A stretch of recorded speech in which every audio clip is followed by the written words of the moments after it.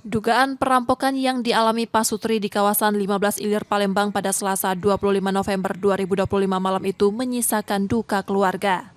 Dharma Kusuma tewas dengan luka senjata tajam, sementara istrinya Yeni Kawi masih dalam kondisi kritis di rumah sakit. Kakak korban Iwan mengungkapkan kejadian tragis itu diketahuinya dari warga yang memberitahu melalui pesan WhatsApp. Ia berharap pelaku dapat segera tertangkap dan dihukum berat.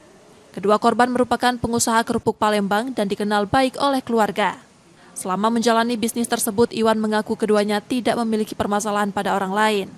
Kini pemakaman Dharma masih menunggu kehadiran keluarga besar. Pak, ini sebelumnya adik kita ini ada masalah atau gimana? Pernah dengar? Tahu saya enggak ada. Enggak ada. Sekarang? Istrinya Dirawat di sini. dirawat di Cerita. Cerita. Oh, dirawat di sini. Iya. Apa aja yang hilang? Barang-barang milik adik kita? Nah, kalau barang-barang kurang tahu sih. Uang? Ada? Kemungkinan ada. Dari hasil olah TKP sementara yang dilakukan polisi, teridentifikasi pelaku berjumlah 1 orang.